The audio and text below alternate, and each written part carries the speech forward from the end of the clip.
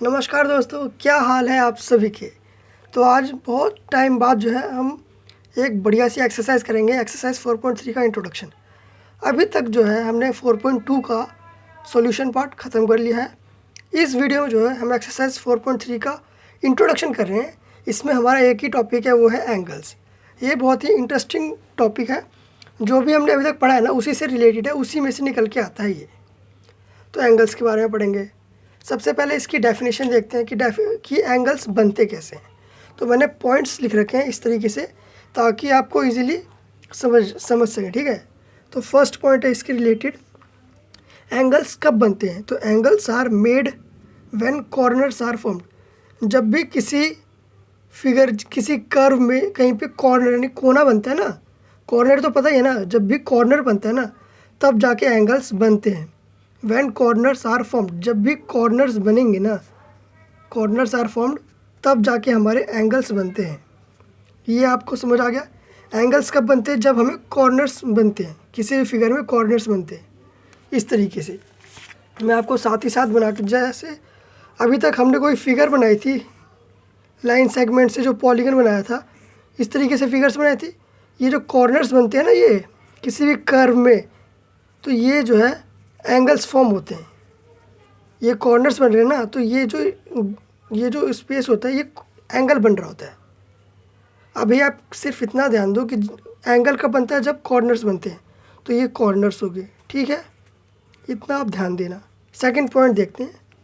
Second point, an angle is made up of two rays. एक angle जो है किससे बना होता है, टू रेज से, starting from a common initial point. एक कॉर्नर से बनता है। अब एक कॉर्नर को मैं बाहर निकालूँ तो एक कॉर्नर कैसे बनेगा, जब दो रेज मिलेंगी। बच्चों यूँ देखना, जब यहाँ से दो रेज निकलेंगी इस तरीके से, तभी तो बनेगा हमारा। ये देखो इस तरीके से, an angle is made up of two rays starting from a common initial point. जब दो रेज कौन सी होती है, जहाँ से, जो कि एक पॉइंट से स्टॉप होती है और एक पॉइंट से एक्सटेंड करती है अनलिमिटेड। इस तरीके से ये देखो, मैं ब्लैक पेन से शो कर देता हूँ, ये देखो। और इसका इनिशियल पॉइंट जो है एक है। डेफिनेशन में क्या करा है, एक एंगल तब बनता है जब दो रेज जो है starting from a common initial point, जब दो रेज एक ही पॉइंट से स्टार्ट होती है ना, तब जाके एक एंगल बनता है।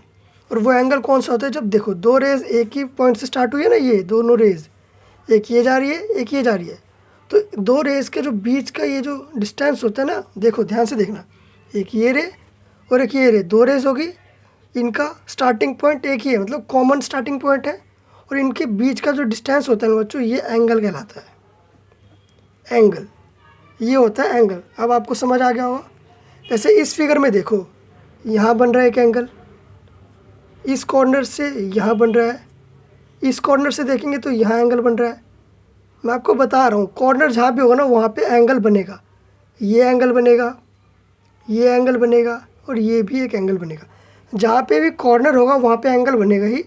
और इस तरीके से होता है एंगल, जो है दो रेज के बीच में होता है, जिसका इनिशियल पॉइंट जो है कॉमन होता है, इस तरीके से। अब थर्ड पॉइंट देखते हैं इसका। अभी और डिटेल में करेंगे, पहले मैं पॉइंट्स एक्सप्लेन कर देता हूँ आपको। थर्ड पॉइंट देखो, the two rays forming the angle. जो दो रेज जो एंगल फॉर्म कर रही होती है ना, उसे आर्म्स कहते हैं या फिर साइड्स कहते हैं, साइड्स ऑफ द एंगल। जैसे ये दो रे मिलके ये एंगल बना रही है ना, तो इन दो रेस को जो है, इनको हम आर्म्स कहेंगे या फिर साइड्स कहेंगे। इसको, ये बीच में तो बच्चों एंगल बन गया ना ये दोनों रेस से, और ये जो रेज है ना, इनको हम साइड्स कह देंगे। साइड्स कह लो या फिर इसको आर्म्स कह लो। आर्म्स, दोनों में से कुछ भी कह सकते हैं। ये आर्म्स है या साइड्स। इस साइड, ये रेज को जो है साइड्स भी कह सकते हैं और आर्म्स से भी कह सकते हैं। तो ये था हमारा थर्ड पॉइंट। फोर्थ पॉइंट देखिए, the common initial point is the vertex of the angle. जो कॉमन इनिशियल पॉइंट होता है ना, जैसे इसमें देखिए, हमने ये एंगल बनाया, ये कॉमन पॉइंट है और ये दो रेज जा रही है। दो रेस का जो कॉमन इनिशियल पॉइंट है, क्योंकि दोनों रेस यहाँ से स्टार्ट हो रही है, तो इस पॉइंट को जो है इसने वर्टेक्स कहा है। अभी हमने लाइन सेगमेंट्स वगैरह में भी पढ़ा था, एक से ज़्यादा कॉर्नर्स होते हैं उन्हें वर्टिसेस कहते हैं। तो इसको जो है वर्टेक्स कहा गया इस पॉइंट को, जहाँ से दो रेज स्टार्ट हो रही है ना, एक रे यहाँ से स्टार्ट हो रही है ये वाली और एक ये वाली, तो इस इनिशियल पॉइंट को जो है वर्टेक्स कह दिया है। ये हो गया इसका नाम, इस पॉइंट का नाम हो गया वर्टेक्स। ये देखो मैंने डेफिनेशन में लिख भी रखा है कि वर्टेक्स कहते हैं the common initial point is the vertex of the angle. ये जो है एंगल का वर्टेक्स हो गया, और दोनों रेज के बीच के डिस्टेंस को ये जो बन रहा है इस तरीके से, ये एंगल है, और ये दोनों रेज को साइड से आर्म्स कह देते हैं। ये हो गया। अब फिफ्थ पॉइंट देखिए, fifth point, when specifying the angle the vertex is always written as the middle letter. अब जैसे इस एंगल को जो है हम नाम देंगे, इस एंगल को दोबारा बना देते हैं, इसको यहाँ बना देते हैं। अब यहाँ देखिए मैंने जो है इस एंगल को यहाँ पे बना दिया, इसका नाम है वर्टेक्स, मैंने बता दिया।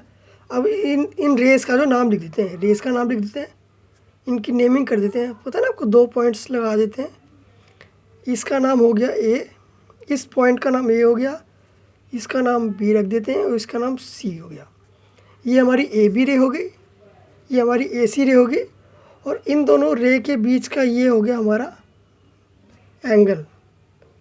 मैं एक बार और आराम से बता देता हूँ, ये हो गया एंगल। इन दोनों रेस को जो है जब एंगल बनता है ना, तो इन दोनों रेस को साइड्स या आर्म्स कह देते हैं। क्लियर है। और ये जो स्टार्टिंग पॉइंट है दोनों रेस का, इस पॉइंट को वर्टेक्स कह देते हैं।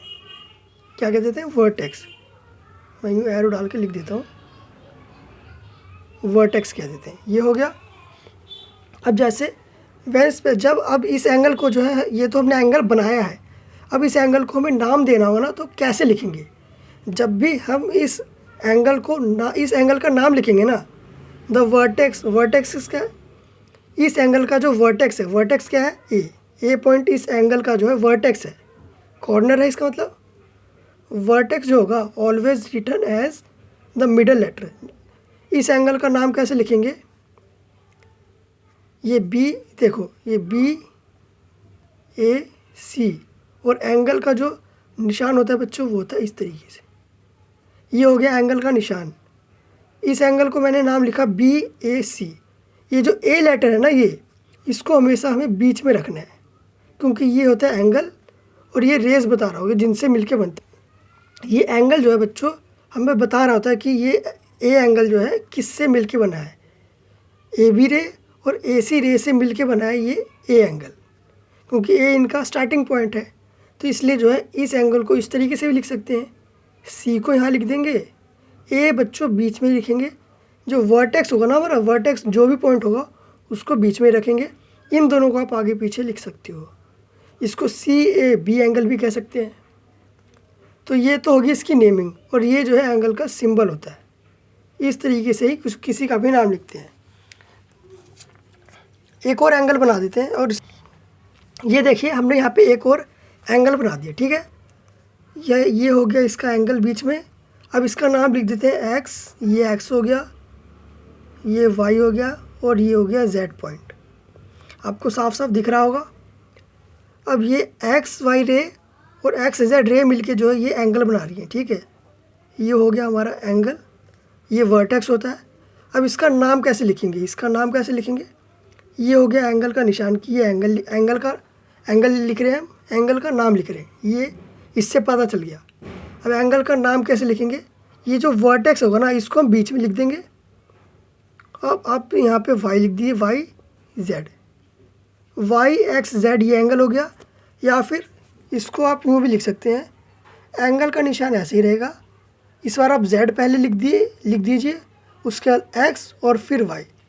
जो वर्टेक्स होगा ना, वर्टेक्स हमारा एक्स है, वो हम बीच में ही लिखेंगे। तो इस तरीके से हम लिख देते हैं नेमिंग एंगल्स की। आपको क्लियर हो गया होगा। जो पॉइंट्स बताए हैं मैंने उसे आप कॉपी में नोट कर लेना, और एंगल की नेमिंग कैसे करते हैं वो आप इस तरीके से लिखना, मैंने बता दिया है। अब कुछ और एग्जांपल्स। अब आप इस फिगर में देखो बच्चों, इस फिगर में जो है एक ही पॉइंट से 3 रेज निकल रही हैं, ठीक है। तो इसमें बताना है कि इसमें जो कितने एंगल बन रहे हैं और उसकी नेमिंग आप कैसे करोगे। मैंने बताया जहाँ भी कॉर्नर बन रहा होगा ना वहीं पे एंगल बन रहा होगा, लेकिन यहाँ पे जो है 3 रेज निकल रही हैं, तो यहाँ पे 2 रेज जो है एक एंगल बनाती हैं। तो अगर हम इन दोनों ये पी ए रे और पी बी रे को देखते हैं तो ये एक एंगल बन रहा है, ठीक है। और अगर पी बी रे और पी सी रे देखते हैं तो ये भी एक एंगल बन रहा है इस तरीके से, ठीक है। और अगर सिर्फ इस पूरे को देखते हैं पी ए रे और पी सी रे को, तो ये कंप्लीट भी एक एंगल बन रहा है, ठीक है। तो अब आपको एंगल पी तो बन रहा है, एंगल पी से पी हमारा एंगल है मेन, ये देखो मेन एंगल है हमारा पी। अब इसकी नेमिंग कैसे करेंगे, इसकी हम नेमिंग कैसे करेंगे, ये देखो एंगल पी को हम कैसे लिख सकते हैं। एंगल पी को हम ये एंगल भी बता सकते हैं कि ये एंगल है हमारा एंगल ए, पी हमारा वर्टेक्स है तो सेंटर में रहेगा। एंगल ए पी बी भी बता सकते हैं कि हमारा एक एंगल ये हो गया ए पी बी, ये इतना सा एंगल हो गया। या फिर हम यूँ भी लिख सकते हैं angle B P C. Vertex को जो है हमेशा सेंटर में लिखना है बच्चों, ये चीज़ आप ध्यान रखना। एंगल बी पी सी ये एंगल भी बन सकता है। या फिर हम पूरा देखें कि पी ए रे और पी सी रे मिलके भी एक एंगल बना रहे हैं, तो एंगल ए पी और सी ये एक पूरा एंगल हो गया। तो इस एंगल को जो है, एंगल तो हमारा पी ही बन रहा है, लेकिन इसको स्पेसिफाई करने के लिए जो है इस तरीके से इसकी नेमिंग की जाती है ताकि हमें पता चल सके। अब इस फिगर में बच्चों टोटल 3 एंगल बन रहे हैं, कैसे कैसे वो मैंने बता दिया। एक ये हो गया, एक ये हो गया और एक ये कंप्लीट। देखो ए पी बी के अकॉर्डिंग देखें तो ए पी बी ये छोटा वाला एंगल बन रहा है। बी पी सी के अकॉर्डिंग देखें तो ये नीचे वाला एंगल बन रहा है। और ए पी सी के अकॉर्डिंग देखें ए पी और सी तो ये बड़ा वाला एंगल बन रहा है। तो इसलिए जो है इसके साइड्स लिखना ज़रूरी होता है। इस तरीके से कंप्लीट नेमिंग करते हैं हम एंगल्स की, और ये एंगल का निशान तो आपको दिख ही रहा होगा। अब एक और एग्जांपल लेते हैं इसका। अब इस एंगल में देखो बच्चों, ये एक मैंने एग्जांपल लिया, इसमें यहाँ पे एक एंगल बन रहा है हमारा पी क्यू आर, क्योंकि क्यू हमारा कॉर्नर पॉइंट है और क्यू पी और क्यू आर जो है हमारे रेज है। तो ये जो है हमारा एंगल बन रहा है सेंटर वाला, ये देखो ये एंगल बन रहा है। अब इसमें जो है हमें 3 पॉइंट्स की पोजीशन बतानी है, जेड एस और क्यू। ये जेड एस और ये एक्स 3 पॉइंट है ना, ये हमें इसकी पोजीशन बतानी है कि ये एंगल के अंदर बाहर या एंगल पे कहाँ लाई करते हैं, और ये कैसे बताएंगे। पोजीशन बतानी है एक्स एस और जेड, ये 3 पॉइंट है ना, इनकी पोजीशन बतानी है। तो एंगल कौन सा बन रहा है हमारा, सबसे पहले उसका नाम लिख देते हैं। कॉर्नर पॉइंट हमारा क्यू है तो इसको तो सेंटर में लिखेंगे।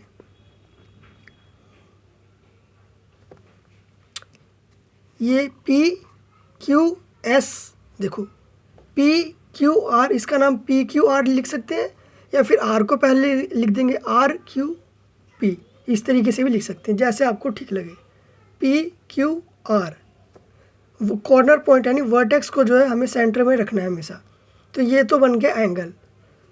अब पॉइंट्स कहाँ कहाँ हैं ये हमें बताना है। तो एस पॉइंट तो आपको साफ साफ दिख रहा है कि ये जो है रे पे लाई कर रहा है, ठीक है। तो एस लिख देंगे, S point lie on QP side पे लाई कर रहा है। ये एस पॉइंट जो है हमारे क्यूपी साइड पे लाई कर रहा है, इस तरीके से आप लिख देंगे। ये एस की हमने बता दी। अब एक्स पॉइंट हमारा कहाँ लाई कर रहा है, ये चीज़ कैसे पता चलेगी, जब हम जैसे इस तरीके से देखेंगे, जैसे ये क्यू आर रे है ना, इसको हम बेस मानते हैं, तो इसके ऊपर का एरिया देखेंगे, इस तरीके से शेड कर देंगे, ठीक है। ये मैंने शेड कर दिया। इसको क्यू आर को जब बेस माना तो मैंने क्यू आर के ऊपर का एरिया जो है शेड कर दिया इस तरीके से, ये आपको दिख ही रहा होगा, ठीक है। और अब ये दूसरी साइड है, अब इसको बेस मानेंगे, ये हमारा क्यूपी को है ना, क्यूपी साइड को बेस मानेंगे, ये हमने इस तरीके से स्केल रख दिया। तो क्यू पी साइड के नीचे का एरिया जो है हम इस तरीके से शेड कर देंगे। ये हमने शेड कर दिया। ये आगे तक एक्सटेंड कर सकते हैं ना, तो ये इनके बीच का एरिया बन गया। अब इस शेडेड एरिया के अंदर जितने भी पॉइंट्स आएंगे ना, वो इंटीरियर पॉइंट्स कहलाएंगे इस एंगल के। एंगल पी क्यू आर के जो है इंटीरियर, यानी इस बीच वाले हिस्से में जो भी आएगा, जो भी पॉइंट होगा ना, उसे इंटीरियर पॉइंट कहेंगे, और जो इसके बाहर होगा उसे एक्सटीरियर पॉइंट कहेंगे। सिंपल, बस यही है इसमें। तो लिख देते हैं, मैंने देख ही लिया कि एक्स जो है हमारा एंगल पी क्यू आर के बीच में लाई कर रहा है। तो लिख देंगे एक्स पॉइंट लाई इनसाइड। कहाँ लाई कर रहा है बच्चों? Inside the angle P Q R. Angle P Q R के अंदर जो है एक्स पॉइंट लाई कर रहा है, और जेड जो है, जो इसके अंदर नहीं है वो बाहर है, वो जैसे जेड पॉइंट। तो यहाँ लिख देते हैं जेड पॉइंट लाई कर रहा है outside the angle P Q R. कि पी क्यू आर एंगल के बाहर लाई कर रहा है हमारा जेड पॉइंट। एक्स पॉइंट जो है इनसाइड है, यानी अंदर है। S point Q P side के ऊपर है, और जेड जो है आउटसाइड है। तो इस तरीके से जो है एंगल की पोजीशन बताते हैं। तो आज के लिए बस इतना ही। अब मिलेंगे इसके सॉल्यूशन पार्ट में। तो अगर आपको ये वीडियो पसंद आई है तो प्लीज़ इसे लाइक करना और अपने टीचर को सपोर्ट करना। Thank you so much guys.